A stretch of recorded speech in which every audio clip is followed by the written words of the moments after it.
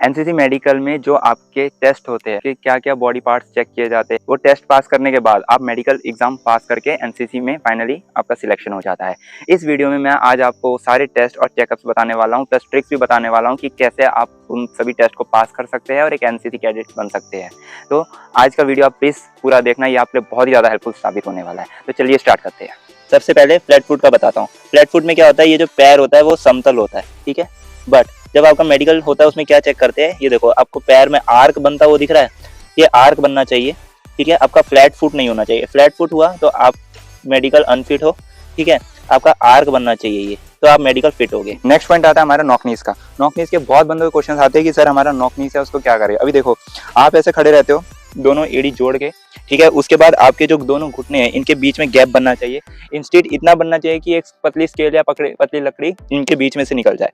अब बंदों का क्या होता है, ये जो घुटने होते हैं वो ऐसे जुड़े रहते हैं, ठीक है, पैर जोड़ने के बाद भी, तो ये नॉकनीस होता है। ये आपको रनिंग वगैरह करने में या चलने वगैरह में बहुत दिक्कत होती है, इसलिए नॉकनीस मेडिकल अनफिट कहा जाता है। इस नॉकनीस कैसे दूर करना है, और अगर आपका इंस्टेंट मेडिकल है और जैसे कल है परसों है और आपके नॉकनीस है तो उसको कैसे दूर करना है उसकी ट्रिक भी है, मैंने वीडियो बना रखा है, आप जाके उसको देख सकते हो।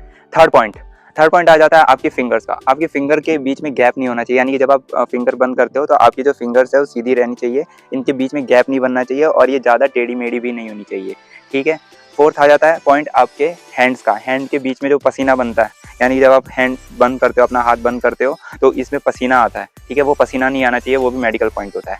अभी आपका मेडिकल है और इंस्टेंटली आप पाउडर वगैरह लगा के जाते हो तो वो मत लगाए जाना, वो पकड़े जाओगे। आप क्या करना, मिट्टी लेना, उसको हाथों में रगड़ना, ठीक है, और बीच बीच में पोंछते रहना, ठीक है। जैसे नेक्स्ट बंदे का मेडिकल हो गया, उसके बाद आप जा रहे हो तो क्या करना, मिट्टी लेना हाथ में, फटाफट से रगड़ देना और ऐसे झाड़ लेना और दिखा देना, ठीक है। फिफ्थ पॉइंट क्या आएगा आपका, कैरिंग एंगल। इसके बहुत सारे बंदों को क्वेश्चन आते हैं, सर हमारा कैरिंग एंगल जो है एल्बो का वो टेढ़ा है।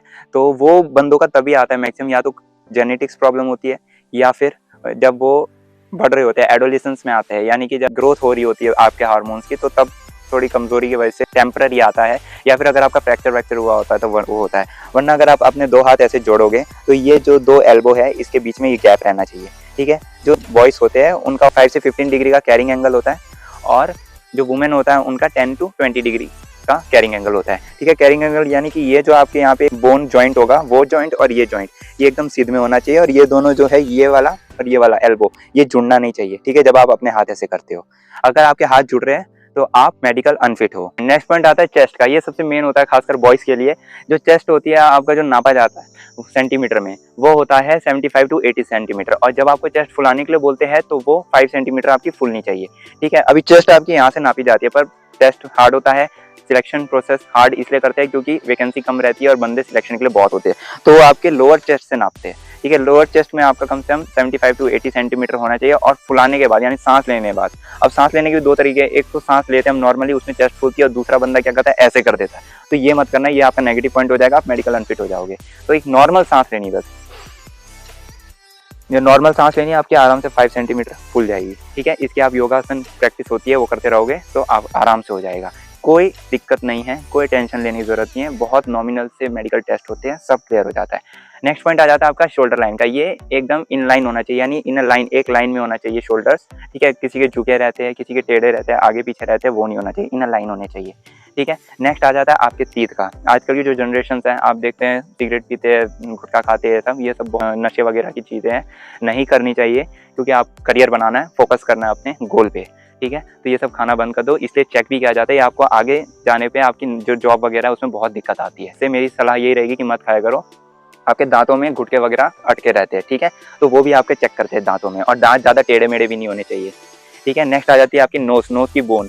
ये बोन आपकी होनी चाहिए, अगर नहीं होगी तो आपको दिक्कत आ सकती है सिलेक्शन प्रोसेस में, क्योंकि जब आप रनिंग वगैरह करोगे, आप ट्रेनिंग वगैरह करोगे तो सांस लेने में दिक्कत आती है।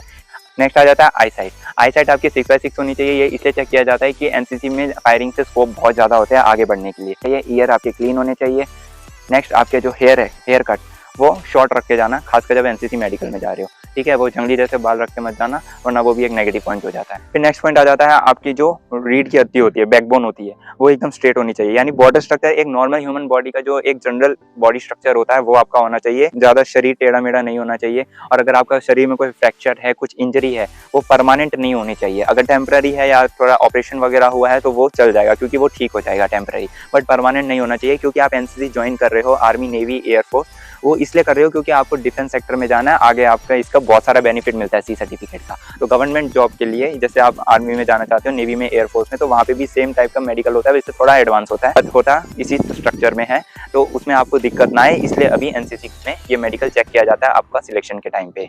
ठीक है, तो ये जो वीडियो है इसलिए बनाया गया है ताकि आप सबकी हेल्प हो सके और आपके मैक्सिमम डाउट्स मैंने इसमें क्लियर करने की कोशिश की है। अगर इसके बाद भी आपको कोई भी डाउट, आप कमेंट बॉक्स में मुझे पूछ सकते हो, मैं आपके सवाल का जवाब जरूर दूंगा। इस चैनल एनसीसी ओरिजिनल को जरूर सब्सक्राइब करना ताकि नेक्स्ट वीडियो जैसे ही आए सबसे पहले आप तक पहुंचे। और अपने एनसीसी बडीज को भी शेयर कर देना, या जो बंदे एनसीसी कैडेट्स बनना चाहते हैं, एनरोल होना चाहते हैं, ठीक है, डिफेंस में जाना चाहते हैं, तो उनके लिए भी काफ़ी हेल्पफुल साबित होगा। और यूट्यूब चैनल पर जाइए एनसीसी ओरिजिनल में, उसमें प्लेलिस्ट भी है, सभी टॉपिक वाइज आपको वीडियोस मिल जाएंगे और हर एक टॉपिक पे डिटेल्ड वीडियो आपको मिलेगा और उसमें आपके मैक्सिमम डाउट्स क्लियर हो जाएंगे और बहुत ज़्यादा आपको हेल्प भी होगी। इसके अलावा मेरा इंस्टाग्राम भी है और फेसबुक भी है, एनसीसी ओरिजिनल, इस पर भी आप फॉलो कर सकते हो और latest update related to NCC. I hope कि इस वीडियो से आपको बहुत ज़्यादा हेल्प हुई होगी। एंड अपना इतना कीमती समय देके इस वीडियो को लास्ट तक देखने के लिए धन्यवाद and all the best for your exam. जय हिंद।